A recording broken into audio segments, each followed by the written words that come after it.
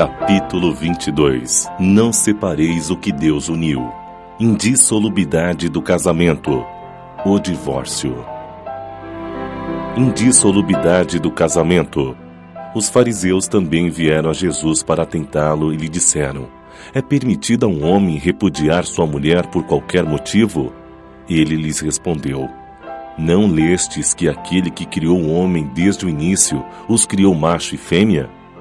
E disse: por esta razão, o homem deixará seu pai e sua mãe e se unirá à sua mulher, e farão os dois uma só carne. Assim eles não serão mais dois, e sim uma só carne. Que o homem, pois, não separe o que Deus uniu.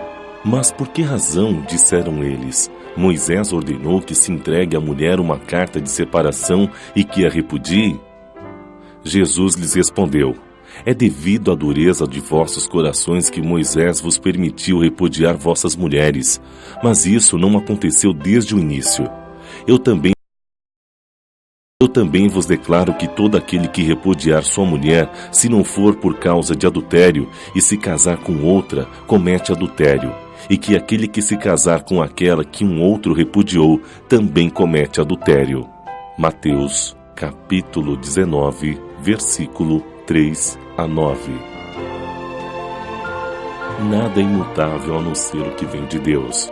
Toda obra que é dos homens está sujeita a mudanças. As leis da natureza são as mesmas em todos os tempos, em todos os países. As leis humanas transformam-se de acordo com o tempo, com os lugares e com o progresso da inteligência. No casamento, o que é de ordem divina é a união dos sexos para permitir a renovação dos seres que morrem, mas as condições que regulam essa união são de tal modo humanas que não há em todo o mundo, e até mesmo na cristandade, dois países em que elas sejam rigorosamente as mesmas, e nem há um sequer em que essas condições não tenham sofrido mudanças impostas pelo tempo. O resultado disso é que pela lei civil o que é legítimo num país e numa época é adultério noutro e em outro tempo. Isto em razão de ter a lei civil por objetivo regular os interesses das famílias na sociedade, e esses interesses variam de acordo com os costumes e as necessidades locais. Assim é, por exemplo, que em certos países apenas o casamento religioso é legítimo, em outros é preciso acrescentar-lhes o casamento civil, em outros, enfim, o casamento civil é o bastante. Mas, na união dos sexos, o par da lei divina material comum a todos os seres vivos, existe uma outra lei divina, imutável como todas as leis de Deus, exclusivamente moral, é a lei do amor. Deus quis que os seres se unissem não só pelos laços da carne, mas também pelos da alma, a fim de que a afeição mútua dos esposos se transmitisse aos filhos e que fossem dois, ao invés de um, a amá-los, a cuidar deles e fazê-los progredir. Nas condições normais do casamento, a lei do amor foi sempre levada em conta? De maneira nenhuma. O que se leva em conta não é a afeição de dois seres que se atraem mutuamente. Eis porque, na maioria das vezes, esse sentimento é rompido. O que se procura não é a satisfação do coração, e sim a do orgulho, da vaidade e da ambição, em resumo, a satisfação de todos os interesses materiais. Se tudo corre bem segundo esses interesses, disse que o casamento é conveniente quando as bolsas estão bem cheias, disse que os esposos estão bem e que por isso devem ser bem felizes. Contudo, nem a lei civil, nem tampouco os compromissos que ela determina podem suprir a lei do amor se esta lei não presidir a união. Disso resultará que muitas vezes o que se uniu à força se separa por si mesmo, e que o juramento que se pronuncia aos pés de um altar se torna uma falsidade, se é dito como uma fórmula banal e, então, surgem as uniões infelizes que acabam por se tornar criminosas. Infelicidade dupla que seria evitada se, nas condições do casamento, não se esquecesse da única lei que o torna legítimo aos olhos de Deus, a lei do amor.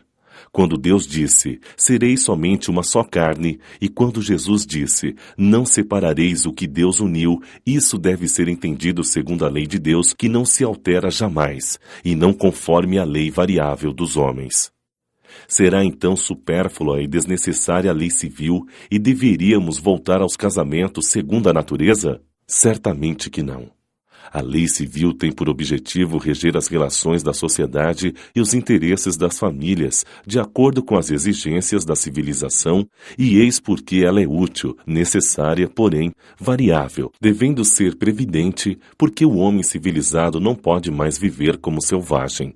Levando-se em conta tudo isto, nada, absolutamente nada, se contrapõe para que ela seja a decorrência e a confirmação da lei de Deus.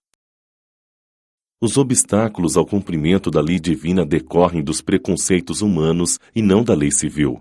Estes preconceitos, ainda que muito ativos, já perderam a sua força junto aos povos esclarecidos.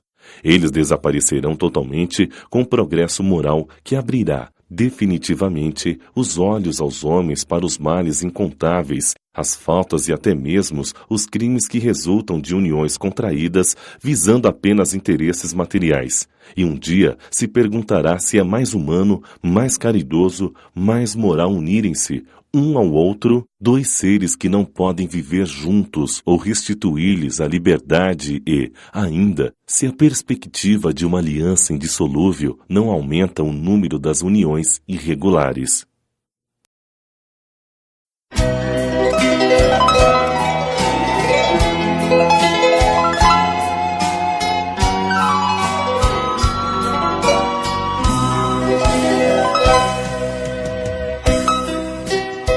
Indissolubilidade do casamento. Quando um homem e uma mulher se unem por laços de afeto mútuo e afinidade entre os espíritos, essa união é, por si só, indissolúvel, porque está de acordo com as leis de Deus.